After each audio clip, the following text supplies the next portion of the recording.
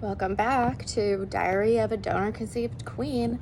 And on my mind today is, I keep thinking about this over and over, how my parents wanted me to keep my conception story a secret after I found out I am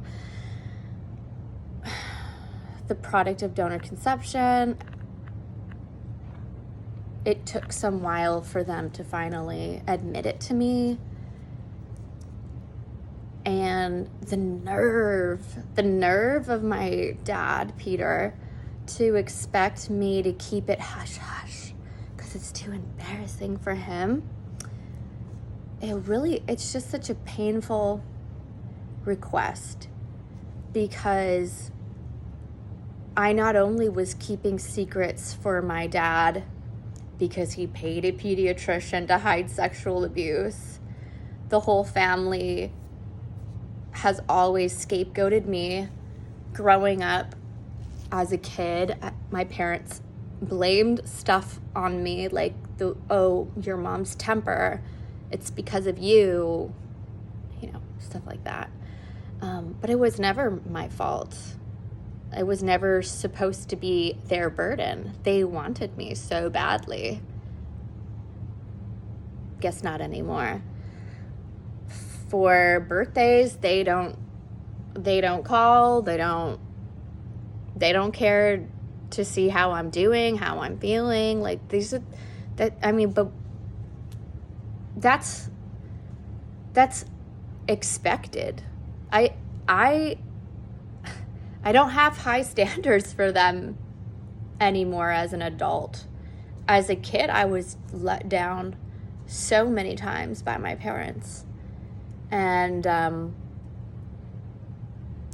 it is what it is. So in order to keep my peace, I have to keep my children away from toxicity. And there are a lot of good therapists and people who share, just regular people like you and me. I'm no one special. I'm not a therapist here, okay? That's why I go to therapy too. But a lot of therapists go to therapy anyways because they deal with their own traumas. And help others go through theirs. But it's very insightful that I listened to these other people sharing their experiences about having to go no contact because of the problems that was created by their narcissistic parents that they are raised by, when all along they knew that their parents were narcissists and never treated them respect, but they still gave access to their offspring. So the grandchildren.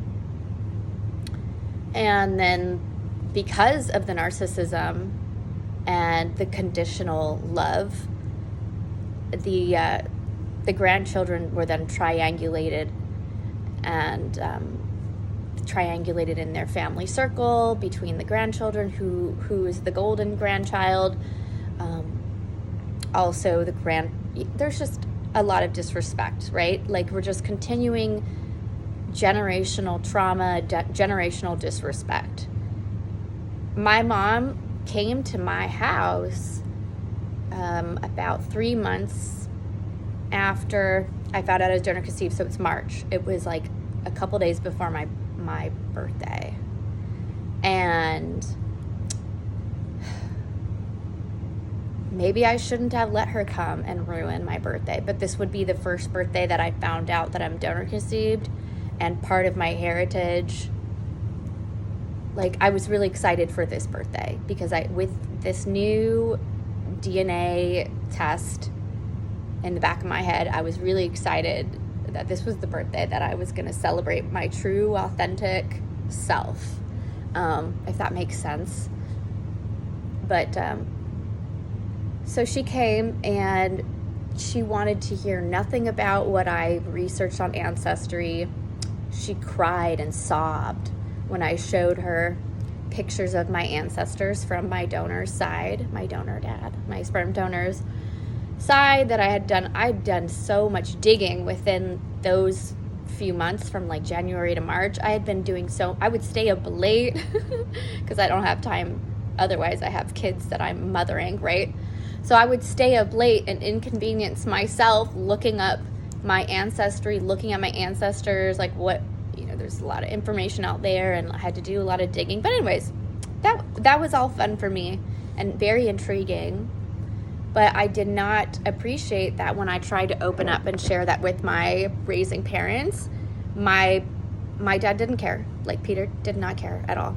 And he just kind of, okay, cool, whatever. And then my mom reacted very emotionally. She's very an emotional, erratic person. So she was visibly upset. And I'm like, this has nothing to do with you. This is my DNA, like 50% of who and I kept repeating that. But, people like that, I don't appreciate the disrespect. And then within that same trip, she was in my kitchen, and I have the recordings of her, because it's my house. Like, I'll record whoever, whatever I want in my house. And she's in my kitchen berating me in front of my husband and Peter, my dad, in the kitchen. And I was very disappointed. I was upstairs breastfeeding my fourth baby, my infant, upstairs, and she's downstairs disrespecting me in front of my own husband, in my own house, in my own kitchen with my kids in the next room, disrespecting me. And more in particular, she was saying that my mother-in-law believes that I'm a burden on her as well. It was like that. I guess she wants everybody to believe that I'm a burden to them, just like I'm a burden to her. And it really hurts. It hurts because I came out of this woman. I am her spawn. But why is it that I would never do that to my own children? I would never, and I put myself in her place. Like, if one of my daughters is married to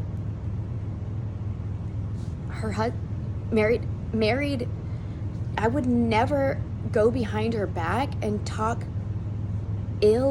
poorly about her in front of her husband and her children. So I had to make the choice. Do I want to continue allowing this person to have access inside my home, have access to my children? If she talks that way to my own husband, and my husband kept his cool, which is awesome.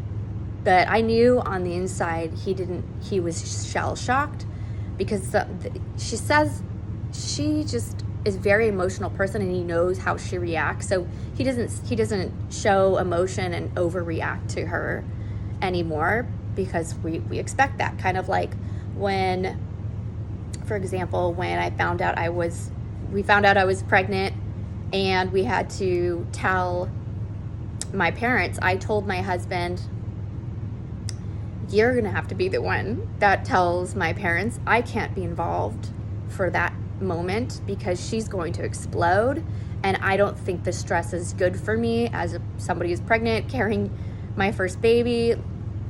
I'd rather not increase my stress hormones while the baby's inside of me, but it needs to be done. So he did it, and she went off the hook, off the hinge, and made it always about her. It's always been about her and her emotions and how she sees things and what her opinion is, and it's never been about me. So separating myself from wanting to be the good daughter to them is helping me heal in more ways than one. And it's unfortunate. It's unfortunate that I have to deal with the pain of being the scapegoat, but my parents don't understand how hurt and damaging it is for all of the things stacked in between us. There's a lot of issues. Abusing your child and then continuing that through adulthood, through verbally attacking. I mean, just the list goes on and on. I mean, so I know I'm doing the right thing. I know I'm doing the right thing by keeping a separation between me and my parents, because unless they are willing to show compassion, that they actually care about me, like, there's no going back. And I'm so used to them hating on me and disrespecting me that I like normalized it. And I normalized it for far too long, and enough is enough. I respect and love myself. Clearly, I respect and love myself enough to know that I deserve more respect, but then why wasn't I putting a boundary between these really abusive people and myself, which I should have done a lot earlier. But I was very afraid of the consequences that would come with that.